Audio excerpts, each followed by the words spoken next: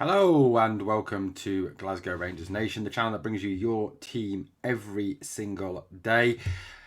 The channel that brings you news updates, speculation, rumours, signings, club statements, so much obviously live streams during the season.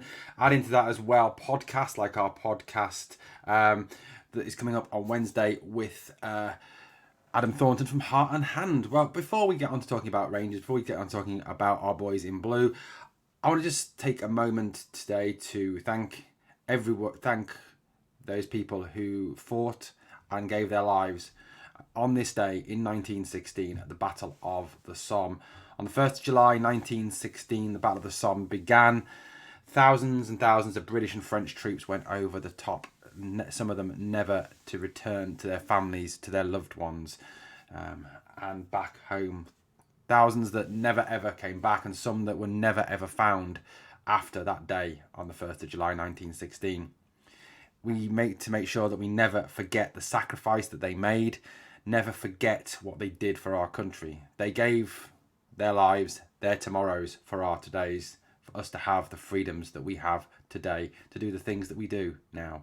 So I want to thank all those people, all those brave men who died on that day, on the 1st of July 1916. May they rest in peace forever. Okay, difficult to follow that one, obviously, but we're going to try. We'll talk about a little bit about Rangers. We're going to talk a bit about Robbie Matondo. We're going to talk a little bit about Roofe, yes, Mr. Glass himself, Connor Goldson, Tom Lawrence, and touch on Danilo. Let's start off with Robbie Matondo. Now, news this morning from a number of media sources, primarily from a Mirror journalist who has links to the Welsh game and to knows a little bit, obviously a bit about football. He has said that Wales international Robbie Matondo is free to leave Rangers this summer. Matondo spent a loan spell with Stoke in 2021 and could return to English football after being made available by the Scottish club. It seems like this is the start of the exits. It does seem, according to the media this morning, that Rangers now are looking, after making 5 signings, hopefully 6, 7 and 8 next week, that we will now open the exit doors and there will be players leaving on top of those 5 who have already left.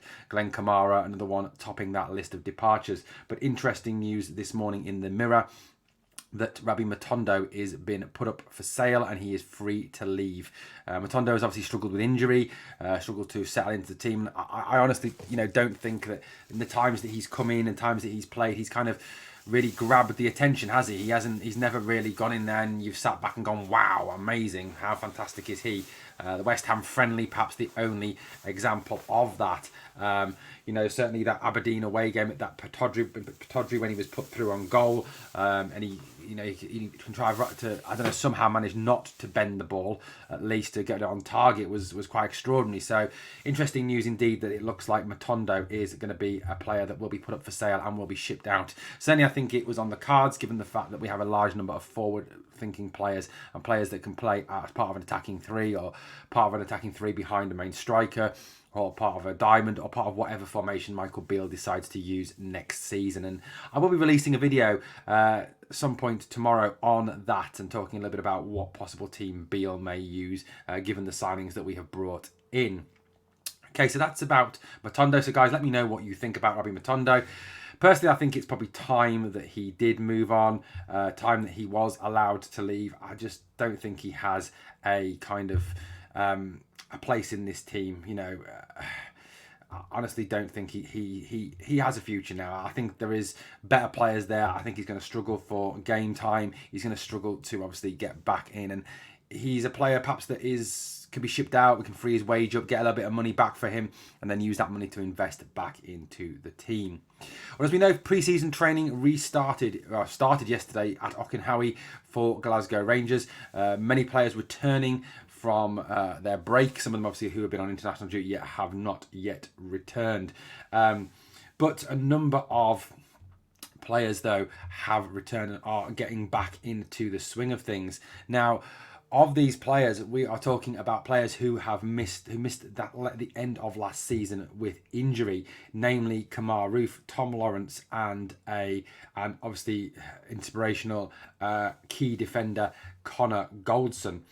Now, All three were spotted returning to Ockenhowie yesterday in training kit, ready to resume some form of training. Now, with Lawrence, it's highly unlikely that it is full contact training at this point. It's more going to be individual work for Lawrence.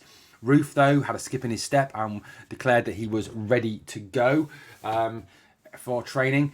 Hopefully, fingers crossed. And I know this might be complete pie in the sky, and I might look like a complete idiot, which I do on a regular basis when Roofe goes down injured in the first game he plays. But if we can even get 3/4 of our season out of Roofe, there's your 25 to 30 goal a season, man. Forget Dessers, forget Lammers, forget any of those strikers.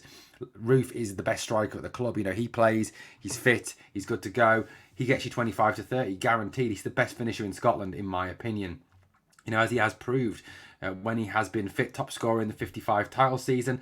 Certainly someone who is a quality player. So it was good to see him back. It was good to get him back into training and see what he how he has healed and how that hip injury has obviously influenced him and got him ready to go. Connor Goldson was also seen returning to training. There was a few doubts on how long that foot injury would take for Connor to get back. Now, I think it's more individual work again for Connor, but it was good to see the fact that he was back, he was training, and he was, certainly coming back to fitness, and hopefully we can get him ready for the start of the season, although it could be a touch and go one. One player who will not obviously be ready for the start of the season or might just make it is Tom Lawrence. Tom Lawrence, who when he came in last season, certainly at the start of the season, looked very, very good indeed. A player who can play right wing, left wing, attacking midfield, can play in a number of positions, and I think will be a quality addition back into the team. It'll be like, for me, a new signing. It was good to see him in training kit and him ready to train as well. It does seem that the fingers crossed that injury curse is starting to lift, and having these three players back is great news for the club. Although now I've said it, I've probably jinxed it and someone will go down in the next couple of days. Let's hope not. But great to see those three back. And I think all three of those players, Connor, Tom and Kimar, can all play a vital role for Rangers this coming season. I think Tom Lawrence can occupy a wide spot, a winger or a midfielder spot if we need him to. I think Connor Goldson is an absolute must at the back. We saw last season with it when Connor wasn't there, how we struggled to keep clean sheets. Our goals per game conceded went up without Connor. And players who previously had looked, okay or good for Rangers, Ben Davis, for example, really struggled without Connor alongside them. He is the communicator, he is the leader at the back, he is the organiser, and having Connor back will be fantastic. And Kimar, like I said, if we can keep him fit, even if we can get 3/4 of a season or he only plays in the league, I think it would be very, very good for Rangers indeed. Okay, so a little more news on Danilo this morning. So, you know what? We can tell it's silly season. We can tell it's 1st of July. We can tell, obviously, that the transfer window is now open and we have moved into silly season when it comes to Danilo. Now, interestingly enough, Rangers went in with a bid that we know of and it was turned down. Then we had stories in the media the past couple of days saying Feyenoord were prepared to accept anything between 5 and 7 million for Danilo. Now this morning, it's been reported that they want 17 million for him in a kind of he's not for sale tag. However, looking at listening to Feyenoord fans, they say that he is for sale, that they will be willing to let him go. The club is willing to let him go because of the of Santiago Jimenez, who is their main striker. Now, if he was to leave, it could be a different matter. However, Feyenoord don't need to sell players. They're in the Champions League. They are going to need a strong squad. They don't want to dismantle their championship winning team. Danilo was someone who was a very useful player for them last season. He's an adaptable player. He can play centre forward. He can play attacking midfield. He can play out wide. He's definitely someone who can fill that split wide striker role.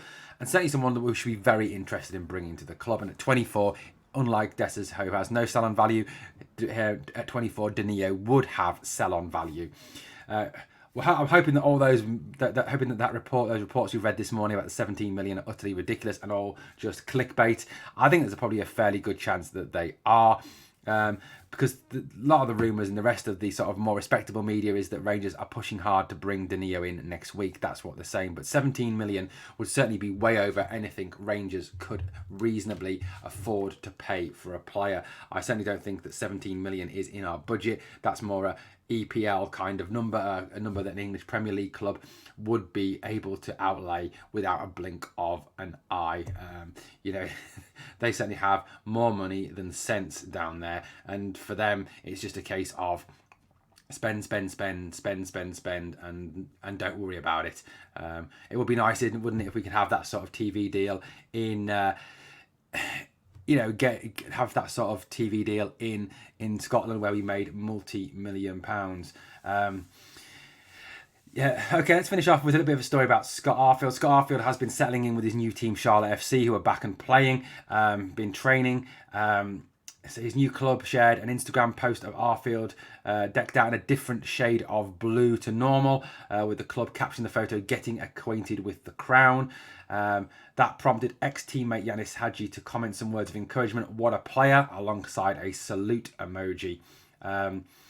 Now, Scott Arfield, always one for a quick response to anything said, responded to Yanis Hadji, "You're not bad yourself, son. Not as good as your dad, but you're not bad yourself." Quite a cheeky little response from Scott to Yanis there. Okay, guys, thank you so much for checking out this news update. Please hit that sub, ring that notification bell, and if you can give the video a like, please do so.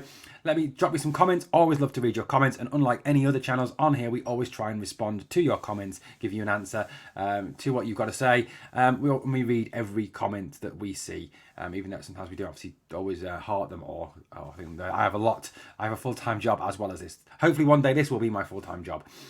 Okay, guys, thank you so much. I need you to do two things for me. Two things only. Smash the like, and remember, we are the people.